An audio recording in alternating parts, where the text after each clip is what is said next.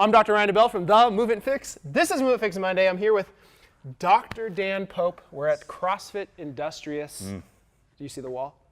Perfect. What we're going to talk about in this video is differences in spinal loading as well as sort of knee loading in different versions of the deadlift. Why are we together right now, Dan? Oh, we're just hanging out because we're best friends. That's not true. true. What I thought. I mean, we are, but that's not why we're hanging out. We're doing something here. We are. What are we doing? We're taping some stuff. You see this? We are. Let's get a little pan. Yeah, so this is our little station right now. Dan and I are working on a project that is quite large, which is how to modify workouts for athletes that have pain.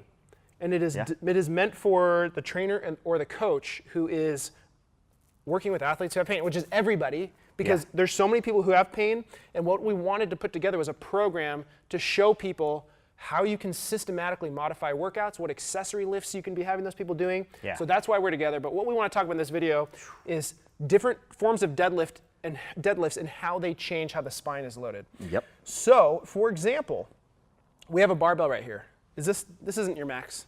This is like 10 pounds off my max. This is 10 pounds off your max. So if we do like a conventional deadlift, and let's kind of turn this so we can see from the side slightly. If we're thinking about doing a conventional, you're good there. If you think about doing a conventional deadlift, the angle of the torso is here. And what that's going to do is load the spine. You can think of it kind of going this way, which would be called shear force.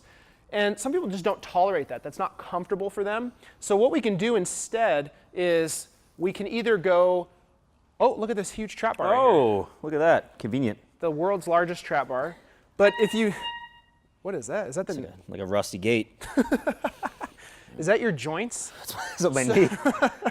So if you look at the angle of the torso here, it's much more vertical. So you have less shear loading through the spine, and you have a more vertical spine. So you have more kind of like just compression versus being here in the shearing. Shear, yep. And for some people, they can tolerate this, but that would sort of be why, because the way you're loading the spine is different. Now, not everybody has one of these. Oh, I forgot to mention this too. The other thing about a trap bar deadlift is that the weight is not in front of you. Yeah. You're essentially inside the bar, right? Yeah, so your knees are...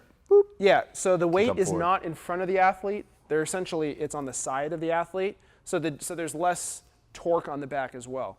But not everybody has one of these. So one of the things that we could use is a dumbbell Romanian deadlift. Boom. And the reason that a dumbbell Romanian deadlift would be good for this is the weight is not in front of you because it's not a bar, so it can go on either side. So the weight is not in front, and you can also do it in different ways. You can do it more hip-centric, so you're bending forward more like this. That's going to change the angle similar to a barbell deadlift. Or you can almost do it more like a trap bar if that's needed. So the dumbbells give you options to change torso angle as well as you're obviously modifying how far in front of you the weight is. Lastly, if you want to stick with a barbell, one of the ways that you can do that is you can go sumo.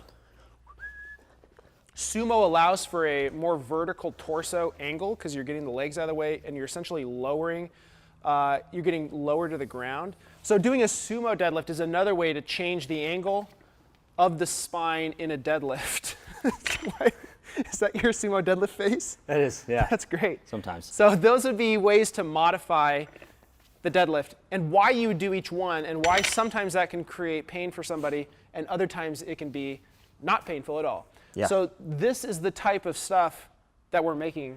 You got it. For essentially every pattern of lifting, for every lift that is commonly encountered, we talk about these types of things. But we wanted to, while we're here, film a couple of videos to share on Movement Fix Monday. A sneak peek. I guess you could call it a sneak peek, but it's also very valuable information. In general, yeah.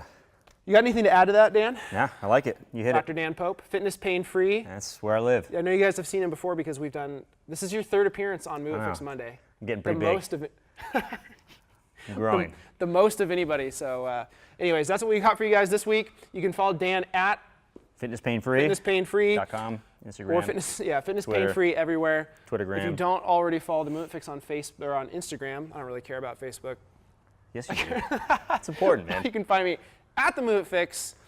Also coming up at some point will be the release of this thing we're putting together. Yeah. This program. It's going to be big. It's going to be in depth. So it's going to be It's gonna at be a some monster. point, but we'll make sure you guys hear about it. Yeah. So this is a little sneak peek. And if you like stuff like this, go to themovementfix.com/workshops. Sorry, I'm plugging my workshops. Well, dude, plug away. Get your plug in. To find the upcoming schedule. Anyways, we'll see you guys next week.